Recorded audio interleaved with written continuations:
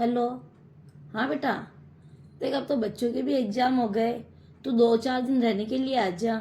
बहुत टाइम हो गया तेरे को यहाँ आए हुए। तो अब तो याद भी आने लग गई तेरी। 2-4 दिन के लिए आ जा तू। हेलो। हाँ मम्मी। हाँ मैं आ जाऊँगी। सच में मुझे बहुत टाइम हो गया आए हुए। मुझे भी अब तो याद आने लग गई है गाँव की। हाँ तो मैं आ जाऊँगी, ठीक है ना। ठीक है। मुझे भी बुआ जी के साथ रहे बहुत टाइम हो गया है।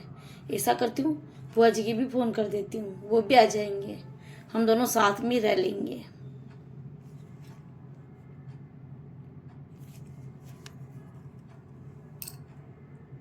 हेलो। हाँ बुआ जी, मैं बोल रही हूँ कि मैं भी गांव जा रही हूँ, तो आप भी आ जाना। अपने को काफ़ी टाइम हो गया साथ में रहे हुए, तो अपन साथ में ही रह लेंगे। ठीक है। हाँ ठीक है बेटा, मैं आ जाऊँगी। वैसे भी मुझे भी बहुत टाइम हो गया गांव आए हुए। मुझे भी सबकी याद आ रही है, तो मैं आ जाऊँगी। भाभी। कौन है? अरे ये दीदी कैसे आ गए? मैंने तो इनको बुलाया ही नहीं था। आओ दीदी, बैठो। आज आप कैसे आ गए? मुझे तो निधि ने फ़ोन कर दिया था। उसने बोला कि बुआ जी मैं भी गांव जा रही हूँ, तो आप भी आ जाओ। अपने को साथ में रहे हुए वैसे भी बहुत टाइम हो गया, तो अपन दोनों साथ में रह लेंगे और मिल भी लेंगे। मैं तो इसलिए आई हूँ यहाँ पर। इस छोरी को भी इनको लाने की क्या ज़रूरत थी? साथ में भीड़ इकट्ठा कर देती है। अच्छा दीदी, मैं आपके लिए चाय नाश्ता लेकर आऊँ या आप सीधा खाना ही खाओगी? वैसे भी अब खाने का टाइम होने वाला है, तो आप तो खाना ही खा लेना।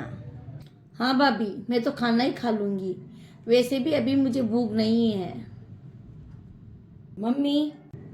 अरे बुआ जी आप आ गए। अच्छा किया बुआ जी, जो आप मेरे साथ रहने के लिए आ गए। हाँ बेटा, मुझे भी तुम्हारी और इन सब की याद आ रही थी। अच्छा बेटा बैठ, मैं तेरे लिए चाय नाश्ता लेकर आती हूँ। अरे बुआ जी, आपने चाय नाश्ता कर लिया है क्या? अरे बेटा, बुआ जी इस उम्र में कहाँ चाय नाश्ता करेगी। अभी ये चाय पी लेगी तो इनको एसिडिटी हो जाएगी। मैं अभी खाना बना रही हूँ, ये सीधा खाना ही खा लेगी। अरे बेटा तू कर ले नाश्ता। वैसे भी मैं तो अभी खाना ही खा लूँगी। अच्छा तो मम्मी, नाश्ता करने का तो मेरा भी बिल्कुल मन नहीं है। मैं और बुआ जी साथ में ही खाना खा लेंगे। अरे बेटा तू इतनी दूर से आई है, थक गई होएगी। खाना बाद में खा लेना, अभी तू पहले चाय नाश्ता कर ले। मैं तेरे फिर गरम गरम खाना बना दूंगी। मम्मी, अब रात हो गई तो मैं और बुआ जी साथ में ही सो जाएंगे। हम सोते सोते आराम से बातें करेंगे। अरे बेटा बुआ जी यहाँ कहाँ सोएगी? वैसे भी बुआ जी रात को इतने खराटे लेगी कि तुझे नींद में ही डिस्टर्ब करेगी। इसलिए तू तो यहीं सो जा और बुआ जी दादी वाले कमरे में सो जाएंगे। वैसे भी इनको दादी वाले कमरे में सोने की आदत जो है। अरे मम्मी, बुआ जी क्या दादी वाले कमरे में अकेले ही सोएंगी क्या? जब पहले दादी थी तो बुआ जी दादी के साथ सो जाते थे, लेकिन अब। अरे बेटा कोई बात नहीं, मैं तो अकेले ही सो जाऊंगी। मुझे तो बस इन सबसे मिलकर ही बहुत अच्छा लगा। और मम्मी, आप मामा के घर कब गए? अरे बेटा मुझे तो मामा की, मेरे भतीजे की इतनी याद आती है, लेकिन मुझे कोई फ़ोन करके बुलाता तक नहीं है। और जब से भाभी के तो उनके बेटियों की शादी हुई है, वो उनके आगे पीछे घूमती है। मुझे तो कोई पूछता तक नहीं है। एक बार मेरी भतीजी ने मुझे बुला लिया कि बुआ आपको आए हुए बहुत दिन हो गए, आप भी आ जाओ। और मैं चली गई तो मेरी भाभी ने मेरे साथ ऐसा बर्ताव किया कि जैसे कि वो मेरा घर ही नहीं है। मेरी भाभी तो, दीदी आप ये मत करो, वो मत करो, यहाँ मत बैठो, वहाँ मत बैठो, ऐसा करती है मेरी भाभी तो मेरे साथ। अरे मुझे भी पता है, वो मेरा भी घर है। मुझे क्या करना है क्या नहीं, मैं पली बड़ी हूँ उस घर में।